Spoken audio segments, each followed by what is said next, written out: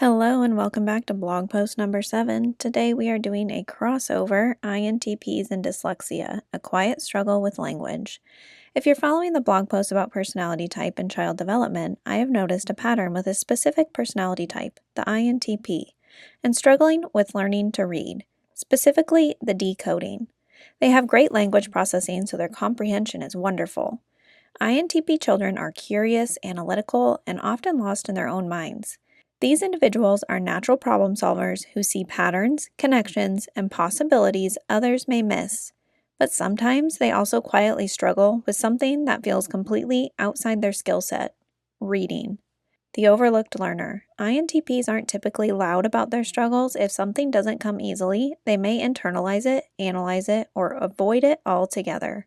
In a school system that rewards speed, fluency, and verbal participation, these children can start to feel like something is wrong with them, even if they're highly intelligent.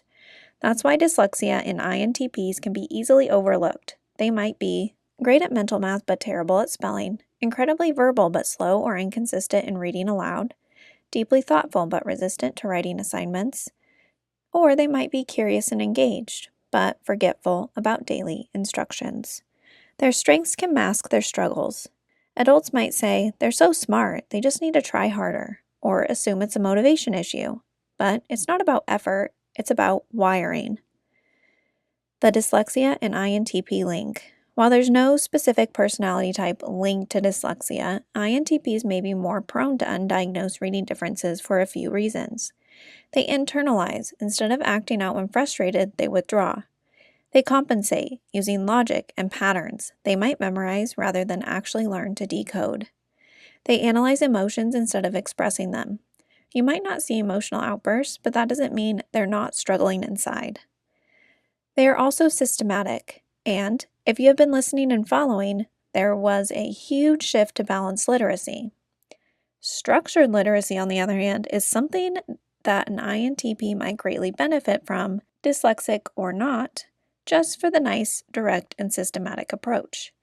In my observation, the overall patterns do seem to register better.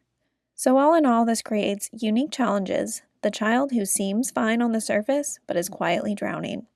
What INTP children need: explicit instruction. Now, to be fair, I believe all children require explicit instruction in reading, but I think an INTP child would greatly benefit from it. So this is the structured literacy approach that has clear rules and logic-based teaching, like the Orton-Gillingham approach or the Wilson. They need autonomy. Let them choose books, track progress, and gamify skills. They need purpose. Link reading to their interests. If they love science, read science comics or facts. Space. Give them room to think, process, and ask questions. And last, encouragement. Remind them that their brain is not broken, it's just different. Dyslexia is a challenge, not a limit. My final thought: dyslexia doesn't just affect how children read, it affects how they see themselves. For INTPs, that quiet struggle can turn into deep self-doubt. But with the right support and understanding, they can thrive in their own way, building new neural pathways without losing what makes their brain so extraordinary. If you would like pre-made weekly lessons with access to guided teaching videos for both teachers and students to help learn and teach the science of reading, go to mindchild.net. Don't forget to like and subscribe.